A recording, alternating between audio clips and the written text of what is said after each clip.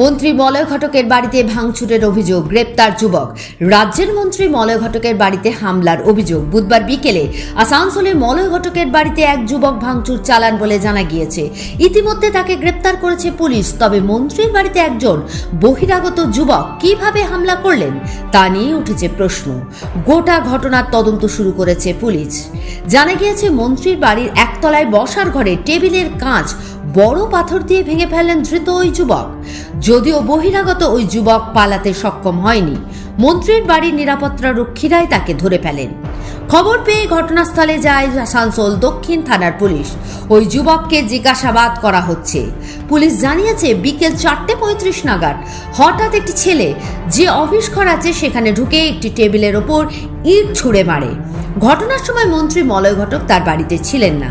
তিনি এই মুহূর্তে কলকাতায় রয়েছেন। তবে যে ঘরের মধ্যে হামলার ঘটনা ঘটেছে তার উপরের তলায় ছিলেন মন্ত্রীর পত্নী সুদেষ্ণা ঘটক। স্বাভাবিকভাবেই তিনি আতঙ্কিত হয়ে পড়েন। বিকেল 4:45 নাগাদ একটি ছেলে হঠাৎ করে ঢুকে ওনার বাইরে যে রুম আছে সেই রুমের টেবিলের উপর একটা ইট মারে। তো টেবিল কাজটা ভেঙে গেছে। আমরা ছেলেটাকে ডিটেন করেছি এবং ডিটেন করে দেখছি কেন ঢুকেছিল, কি করেছিল। এখানে নিরাপত্তা তো আছে, নিরাপত্তা ব্যবস্থা আছে, ওটা আমরা আরও রিভিউ করে আরও কীভাবে ঠিকঠাক করা যায় সেটা দেখছি। আজকে তো পুলিশ ছিল, তারপরে ঢুকলো কি করে পুলিশের? আমরা দেখছি কি উদ্দেশ্য এসেছিল কিছু প্রাথমিকভাবে কথা বলে জানতে পেরেছে? আমরা তো বললাম ডিটেন করেছি, ওকে জিজ্ঞাসাবাদ করে আমরা ফার্দার কী আছে দেখছি। জানা গিয়েছে ধৃত যুবকের নাম ভিক্কি কেওড়া। আসানসোল পুর নিগমের 54 নম্বর ওয়ার্ডের কুমারপুরের কাছে থাকেন ওই যুবক। ঠিক কী কারণে যুবক মন্ত্রীর বাড়ি ঢুকে হামলা চালিয়েছে তা পুলিশ জেরা করে জানার চেষ্টা করছে। বাড়িতে হামলার ঘটনা কলকাতায় থাকা মন্ত্রীকে জানানো হয়েছে বলে জানা গিয়েছে।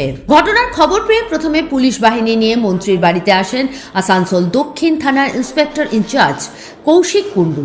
পরে আসানসোল দুর্গাপুর পুলিশের ডিসিপি সেন্ট্রাল ধ্রুব দাস ও এসিপি সেন্ট্রাল বিশ্বজিৎ নস্কর মন্ত্রীর বাড়িতে যান। পড়েছিলাম তো হঠাৎ নিচে খুব আওয়াজ পাচ্ছে আর কি, দুম দুম দুম দুম। আমি তখন ভাবলাম হয়তো আমার নিচে তো পুলিশরা আছে, না হয়তো কেউ পড়ে গেছে। তো দৌড়ে আমি আমার বোন ছিল, আমরা নেমে এসেছি। নেমে এসে দেখছি তো এখানে সব ভাঙাচোরা অবস্থা। আর ছেলেটি তখন জাস্ট আমার ঘরের বাইরে। এবার সে কি উদ্দেশ্য নিয়ে এসেছিল, আর হাতে এত বিশাল একটা ইটের থান, বেশ বড়, ভাঙা টুকরোও নয়, এসে ওই টেবিলে সমস্ত ভাঙচুর করেছে। পুলিশ তো ছিল? হ্যাঁ, সিকিউরিটি ছিলেন। তো আরো কি সিকিউরিটি তাহলে বাড়ানো উচিত বলে মনে করছেন, যদি একজন এসে এই ঘরের ঘটনা ঘটিয়ে দেয়? সেটা ঠিক আমি এই মুহূর্তে বলতে পারছি না, সাইডে আপনি কি একটুখানি ভয় পেয়ে গেছেন? হ্যাঁ, না ভয় তো পেয়েই গেছি। হ্যাঁ, একা থাকি তো আমি ম্যাক্সিমাম টাইম, না তো এরকম হলে তো ভয় পাওয়ারই কথা। মন্ত্রী সাহেব থাকলে তো একটা বড় ঘটনা। হ্যাঁ, সেটাই। কি মনে হচ্ছে মন্ত্রী থাকলে কি এটা? মন্ত্রী সাহেব থাকলে সাহস পেত কিনা আমি জানি না, কিন্তু করেছে। তো যাই হোক, ইটটা যদি ধরুন আমি এখানে বসে থাকতাম, বাই চান্স আমার গায়েও তো লাগতে পারতো। একটা বেশি না। রাজ্যের একজন ক্যাবিনেট মন্ত্রীর বাড়িতে হামলার ঘটনার পরে স্বাভাবিকভাবে নিরাপত্তার ব্যবস্থার বড় সড় প্রশ্নের মুখে এসে দাঁড়িয়েছে।